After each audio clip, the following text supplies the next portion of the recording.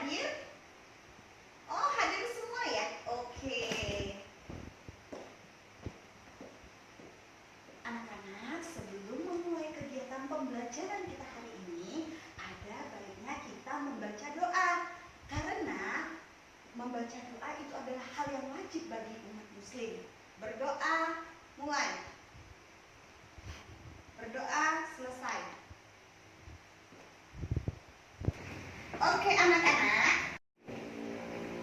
Nah, sekarang ibu mau tanya, di antara anak-anak semuanya, ada yang tahu nggak apa itu pengertian dari menulis cerita fiksi? Ada yang tahu nggak? Apa, Re? Iya, benar sekali, Re. Ada yang lain? Oh, siapa Vivi? Apa, Vi? Iya, hebat. Nah, anak-anak, sebelum kita menulis cerita fiksi, kita harus tahu definisi dari cerita fiksi itu apa. Cerita fiksi adalah suatu cerita, rekaan atau hayalan dari seorang pengarang. Nah, cerita itu dahulunya memang sudah ada, akan tetapi diolah kembali oleh pengarang sehingga bisa diberi tambahan dan dikurangi. Nah, itu tadi definisi atau pengertian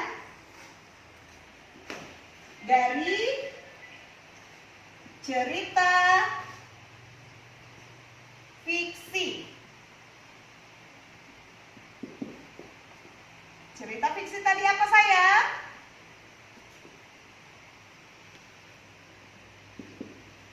Cerita fiksi adalah sebuah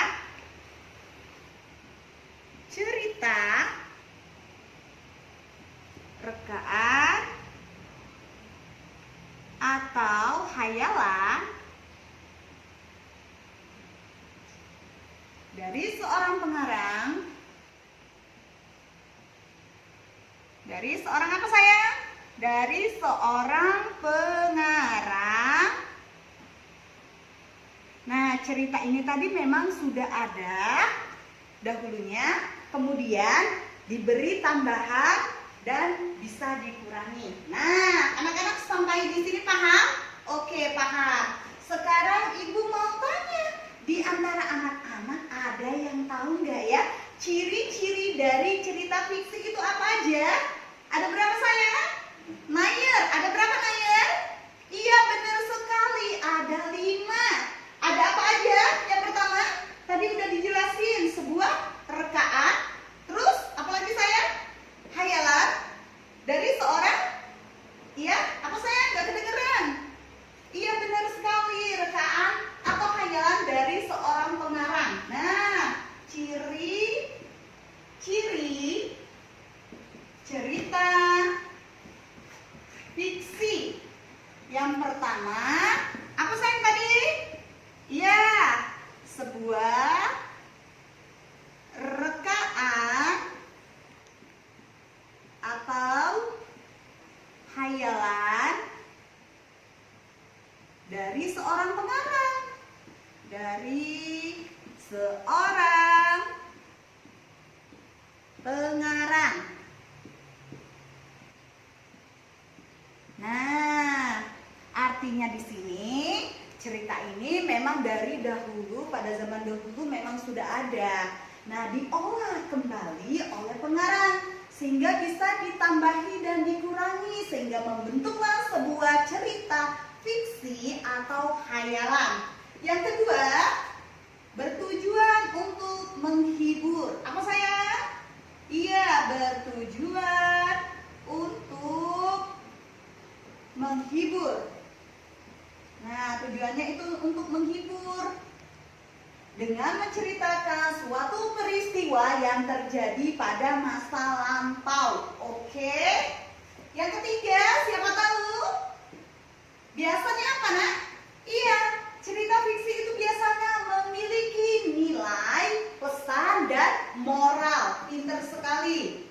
Memiliki nilai, pesan, dan apa, sayang? Pintar, hebat, moral. Nah, ada yang tahu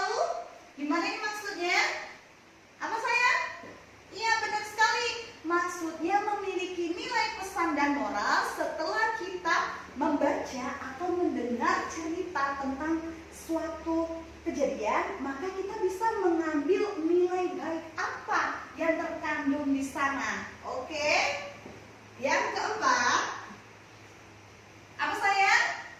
Memiliki bahasa yang tidak baku.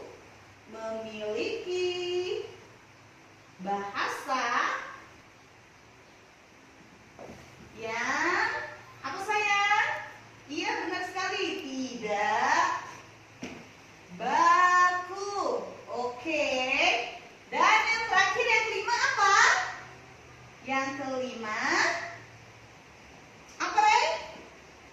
Iya, memiliki alur cerita. Memiliki alur cerita. Nah, jadi anak-anak semuanya harus tahu kalau ciri-ciri cerita fiksi ada 5 ya. Harus diingat nak ya. Oke. Nah, dari sini ada yang mau ditanya? Oh belum. Oke.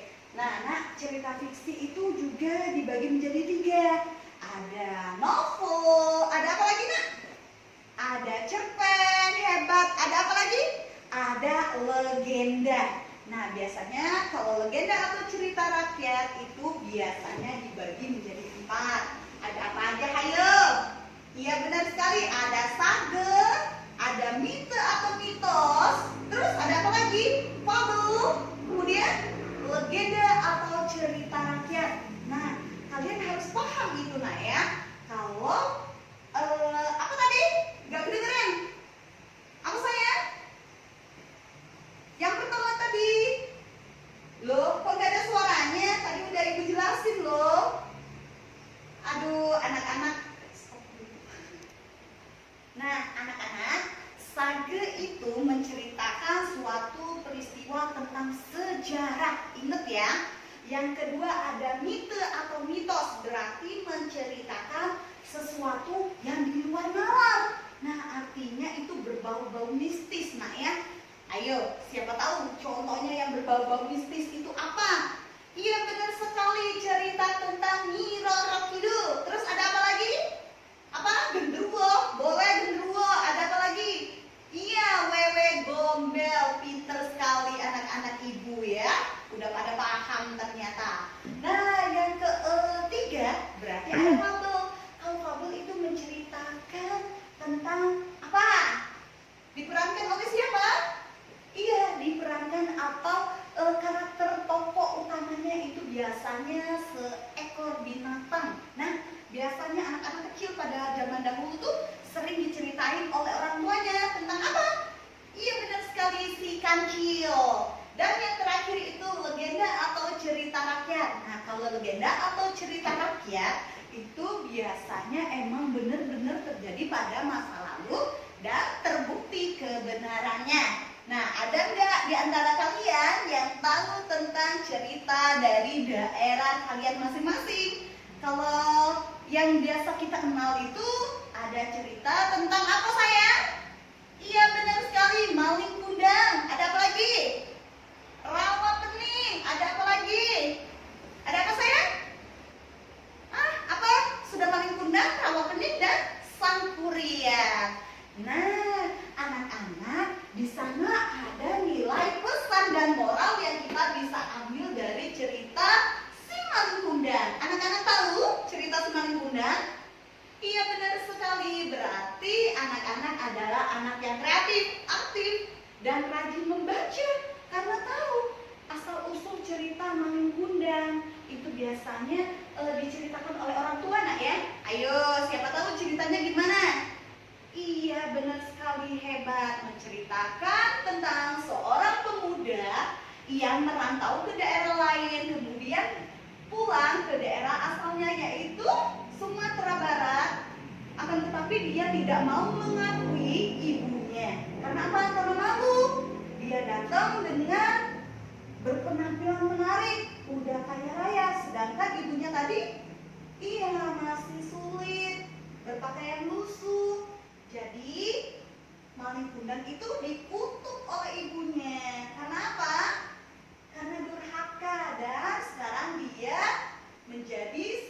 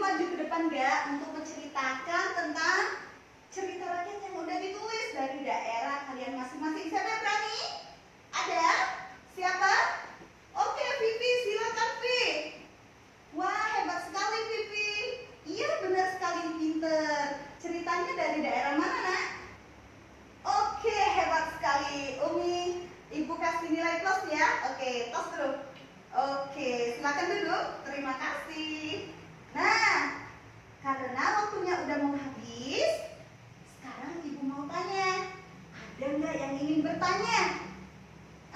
Udah paham semua ya? Oke, karena udah paham berarti anak-anak ibu adalah anak-anak yang hebat. Oke, jadi di sini ibu mau memberi kesimpulan bahwasanya pembelajaran kita hari ini tentang apa aja?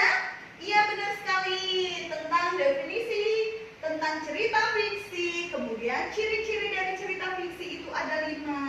Terus ada apa lagi tadi? Iya, cerita fiksi itu dibagi menjadi 3, yaitu novel, Peter, cerpen dengan legenda. Hebat sekali. Dan